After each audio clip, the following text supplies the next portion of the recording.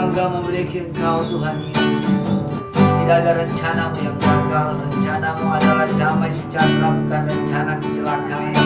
Karena itu kami percaya kami semua dalam perlindungan Tuhan di saat COVID-19 sedang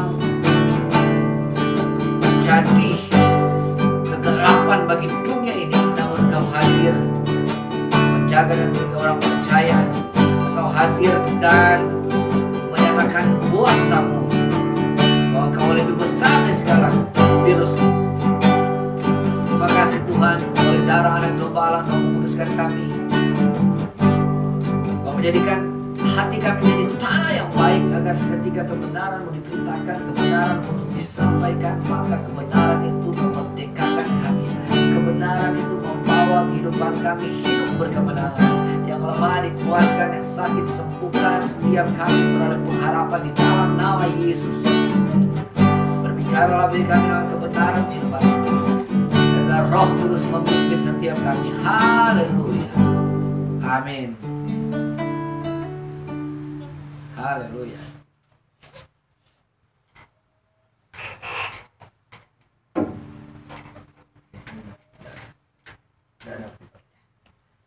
Shalom semua, saat ini kita akan membahas tentang Kain dan Habel. Mari kita buka dalam Kejadian pasal 4. Saudara yang terkasih dalam Tuhan, mari kita fokus kepada Kristus dan firman-Nya. Amin. Memang ada begitu banyak pergumulan, ada begitu banyak tantangan dan cobaan yang mungkin kita hadapi hari-hari ini. Kegelapan seperti menancapkan kekuatannya, tetapi mari kita fokus kepada Kristus dan firman-Nya. Sebab kita percaya Kristus lebih besar dari segala tantangan dunia ini, dan segala persoalan dan segala kegelapan yang kita hadapi hari-hari ini. Amin. Amin.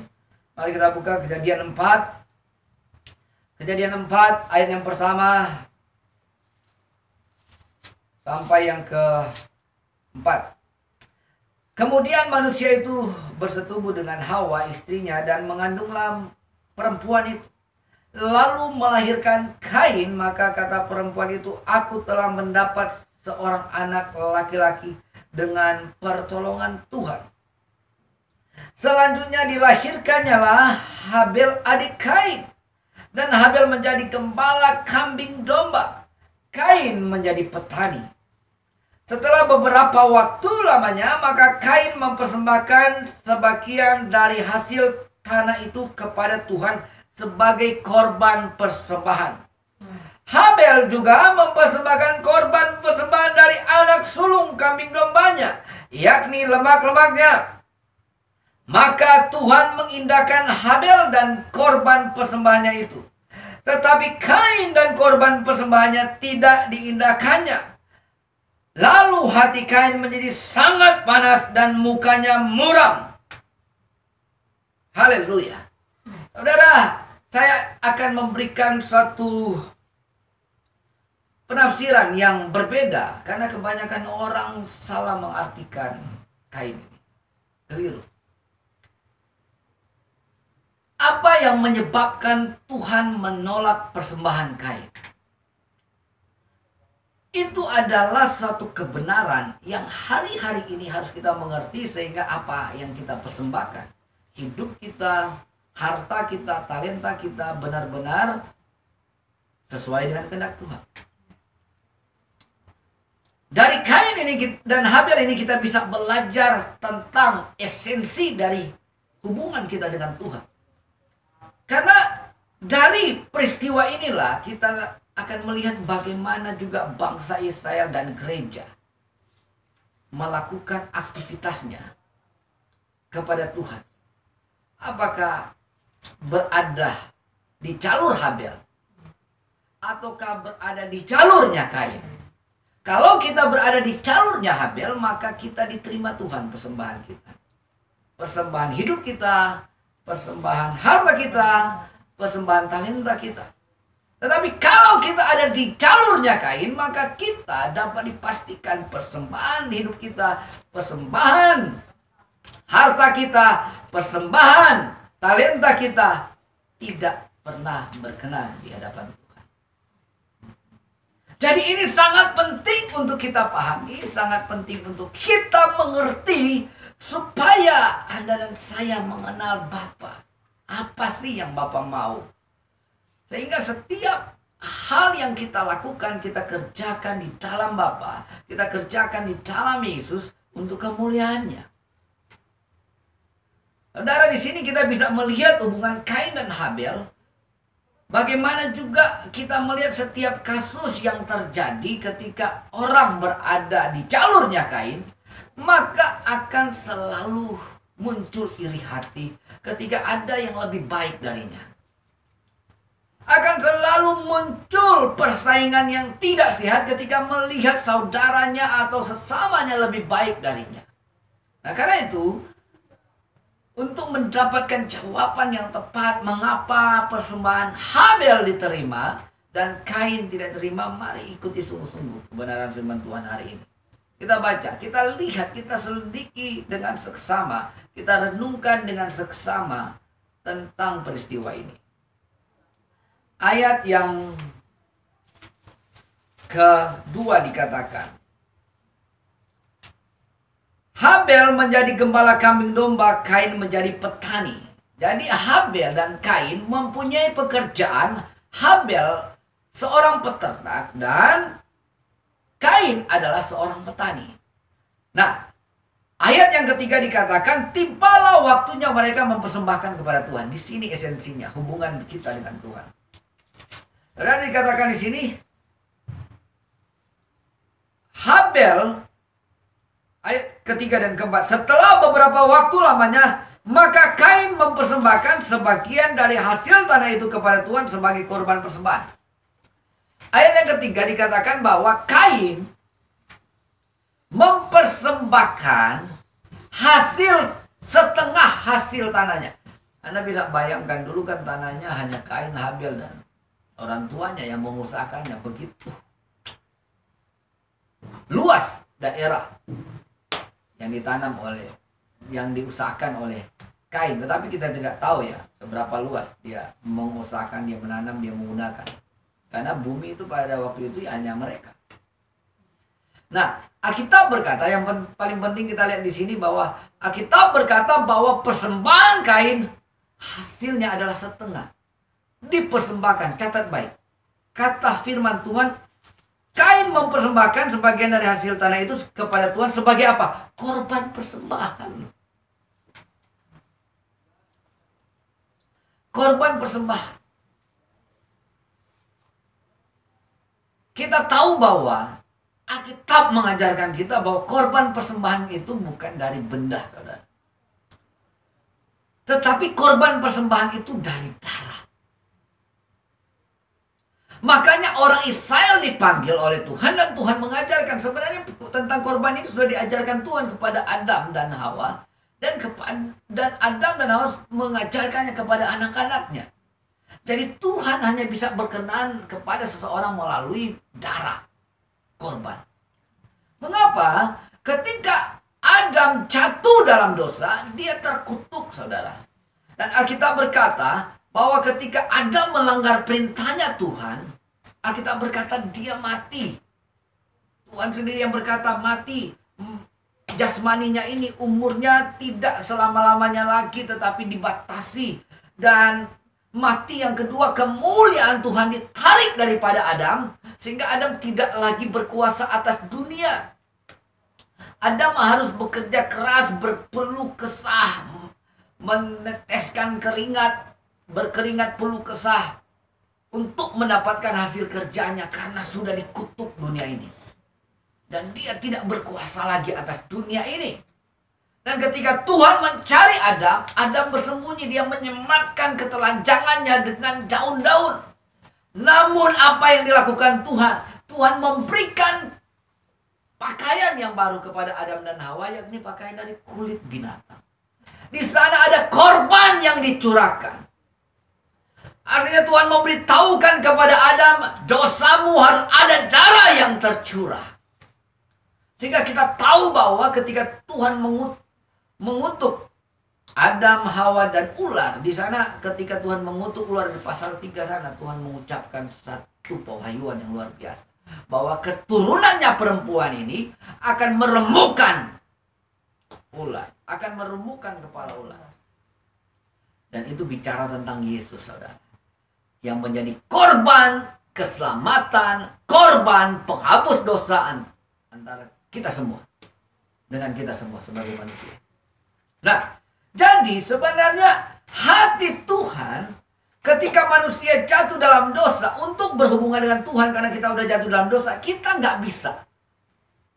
Namun Tuhan mengizinkan dengan korban sementara, yaitu dengan darah anak domba Allah, untuk mengajarkan manusia bahwa engkau berdosa, engkau nggak layak diberkati. Karena darah anak domba ini, maka kamu layak saya berkati. Itu yang Tuhan ingin kita pahami.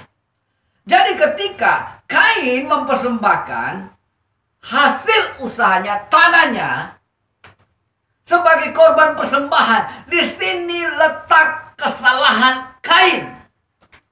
Sebanyak apapun yang dipersembahkan kepada Tuhan, sebaik apapun Kain, sesetia apapun Kain, tanpa darah yang tercurah, tanpa korban darah persembahan, Kain tidak pernah layak di hadapan Tuhan.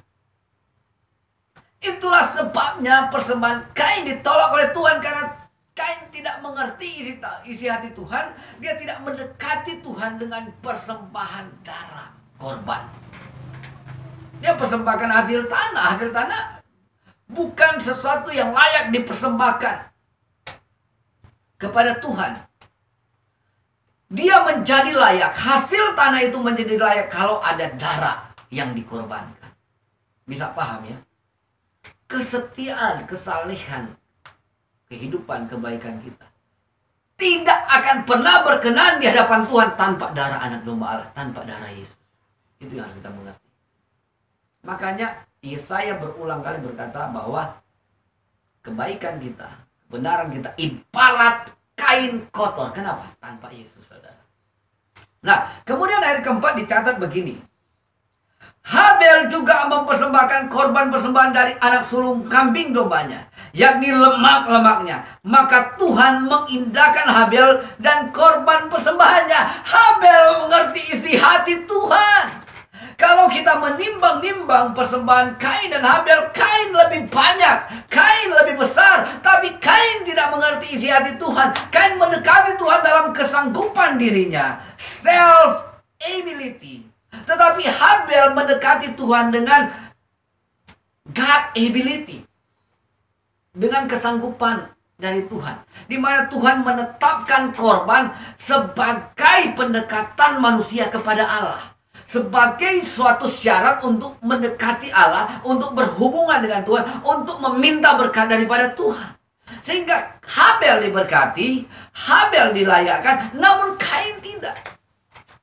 Jadi kita tahu bahwa ini yang menyebabkan Habel diterima oleh Tuhan dan Kain tidak.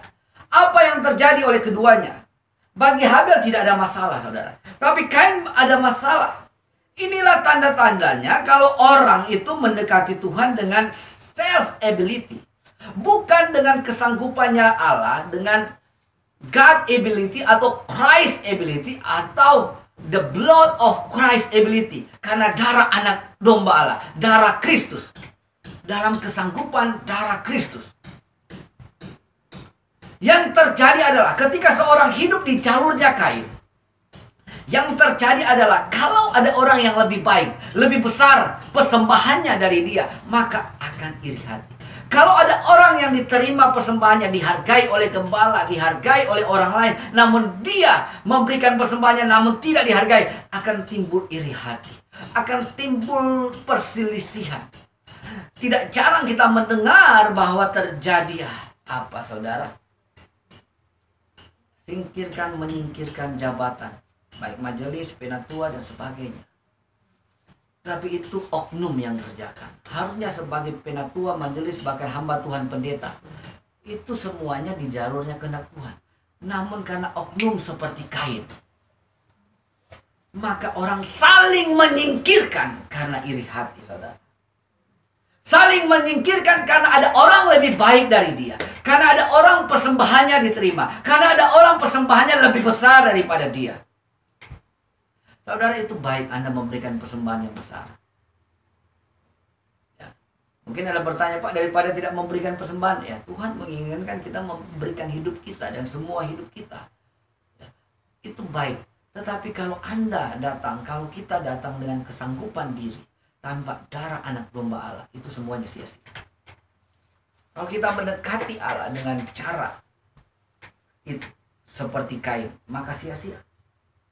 Nah, Alkitab melanjutkan tentang peristiwa Habel ini, dan bagaimana Tuhan memanggil Abraham, bahkan Nuh. Saudara, Anda bisa melihat ketika Tuhan memanggil Nuh, Nuh mempersembahkan korban.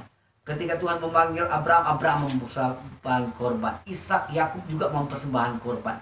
Semua tokoh-tokoh bapak-bapak dalam Alkitab ini, bapak-bapak beriman, mereka seringkali ketika mendekati Tuhan harus ada darah yang tertumpah, harus ada korban yang diberikan. Makanya ketika Israel menjadi satu bangsa, Tuhan menetapkan suatu peraturan bahwa setiap orang yang mendekati Tuhan harus ada korban. Orang-orang yang melanggar perintah Tuhan harus persembahkan korban. Orang yang sakit harus persembahkan korban. Seperti orang yang sakit kusta. Kemudian orang yang mau dipulihkan dari segala sesuatu harus persembahkan korban. Supaya usahanya berhasil harus persembahkan korban. Harus ada darah. Kemudian setiap tahun dalam perayaan pendamaian Yom Kippur harus persembahkan darah. Jadi darah anak domba ini, darah korban ini sangat penting, esensi dalam kehidupan hubungan manusia dengan Tuhan. Tanpa darah itu Allah tidak akan pernah berkenan kepada manusia. Namun semua yang dikerjakan di dalam perjanjian lama, persembahan korban melalui binatang, mulai burung tekukur, mulai dari burung tekukur, kambing, domba, maupun sapi, lembu, dan kalau sama sekali miskin sama sekali, Tuhan izinkan diberikan roti sajian. Roti sajian itu menggambarkan tubuh Kristus. Kalau binatang ini menggambarkan darah anak domba Allah. Roti sajian adalah tubuh Yesus yang tercabik-cabik di kayu salib. Jadi itu yang diizinkan untuk manusia dikuduskan, untuk manusia diberkati, untuk manusia dilayakkan. Jadi sangat esensial akan darah ini, persembahan darah. Itu adalah gambaran kepada darah anak domba di mana Yesus akan datang, saudara. Menjadi mati di kayu salib, menjadi penebus penghapus dosa kita. Amin. Jadi sekarang kita ini hidup sesudah perjanjian lama. Bagaimana cara hidup kita? Saudara harus datang kepada Tuhan melalui darah anak domba. Melalui Yesus itu sendiri.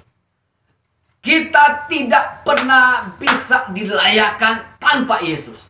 Jadi kalau ada orang berkata Yesus hanya datang untuk Yesus tidak datang menyelamatkan kita, Yesus hanya datang mengampuni dosa kita, maka itu salah besar.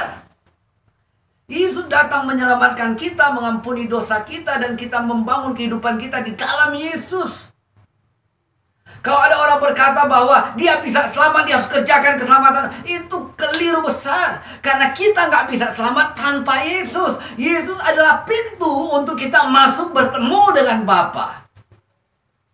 Hari-hari ini apapun yang menjadi masalah kita, pergumulan kita, Tuhan Yesus sudah datang dan mati di kayu salib dan menghancurkan maut.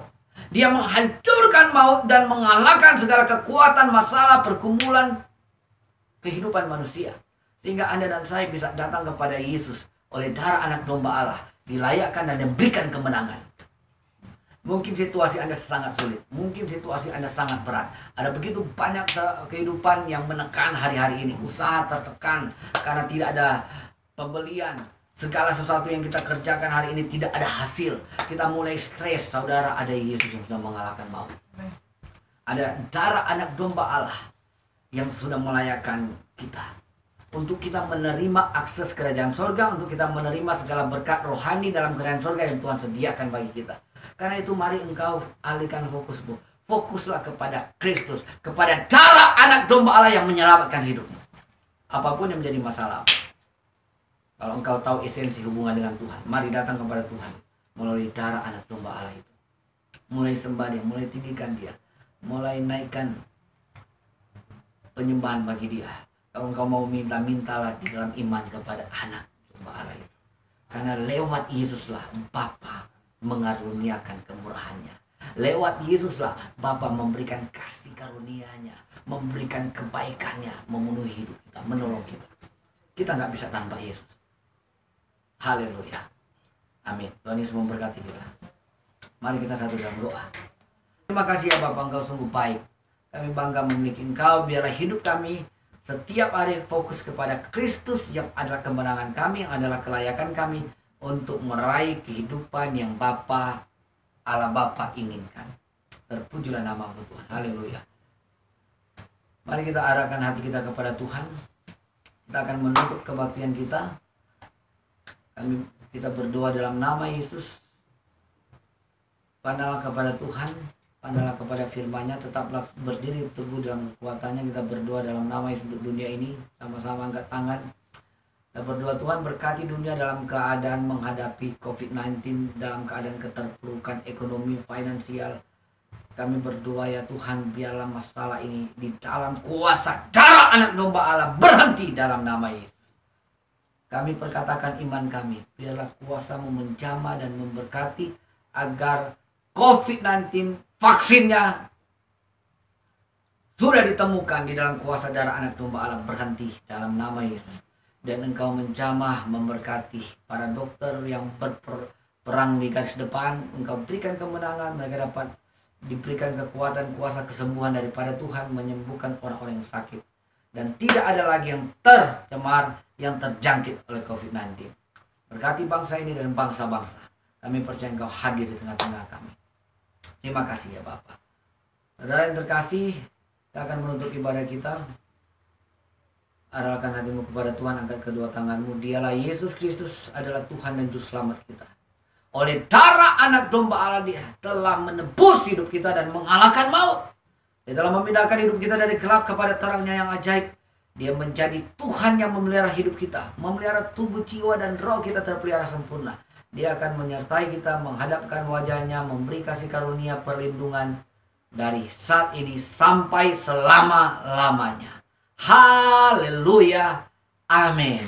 Yesus memberkati. Tuhan Yesus memberkati. Selamat hari Minggu. Tetap stay home, at home ya, stay di rumah. Dan ingat selalu cuci tangan kalau keluar rumah. Kalau ada hal yang penting harus dikerjakan di luar, jangan lupa cuci tangan. Jangan lupa pakai masker. Jangan lupa menjaga jarak ya. Kita saling mendukung di dalam menangani COVID-19 ini. Tuhan Yesus memberkati kita semua. God bless.